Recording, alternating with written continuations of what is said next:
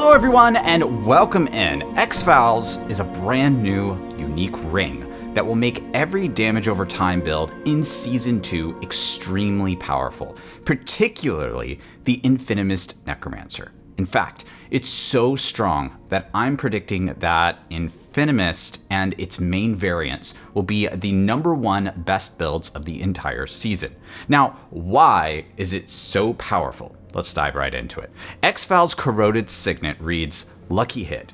Your damage over time effects have a 50% chance to erupt, dealing 5.0 to 6.0 damage of the same type to nearby enemies. Now, based on everything that we know, this means that every time you apply a new damage over time effect, that particular instance can erupt. That eruption is extremely powerful. In fact, we think based on the damage scaler here, 5 to 6, that we're looking at about the same amount of damage, probably more, than Ring of Mendeln's effect. Now, that by itself is already impressive, but the eruption is applying a direct damage source in an AoE, which is extremely valuable to any corpse-dependent Necromancer build.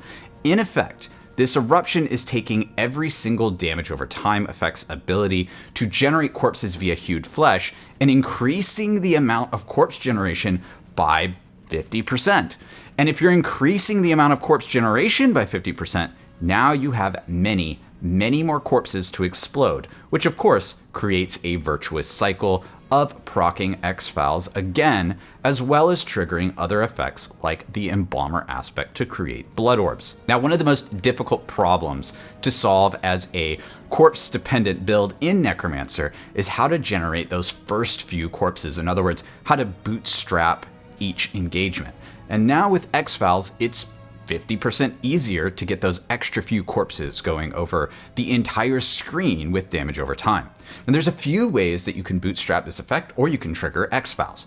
First off, you can cast Blight, and you can get that from Blight's on-ground damage over time effect.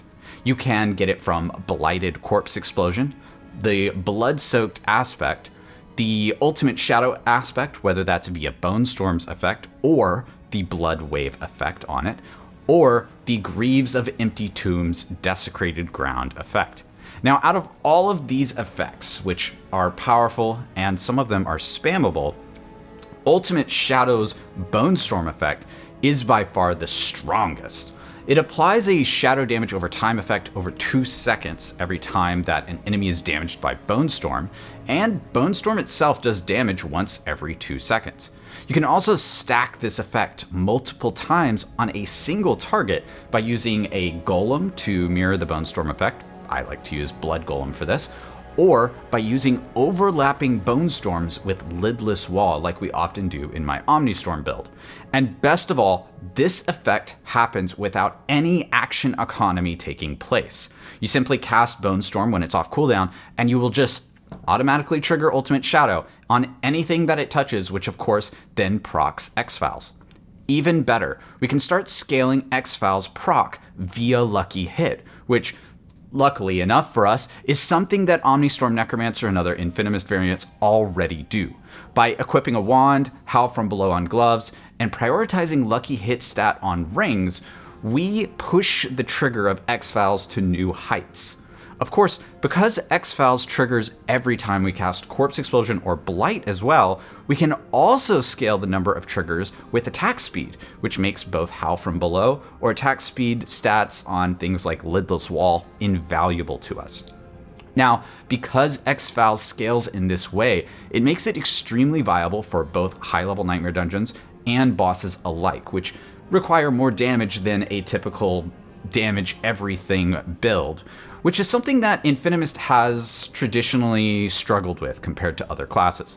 Even on the current patch, Omnistorm and similar Infinimist builds can definitely do Nightmare Dungeon tier 100, as you can see from the footage of me here doing this on hardcore solo without too much trouble, but XFals will make this a walk in the park.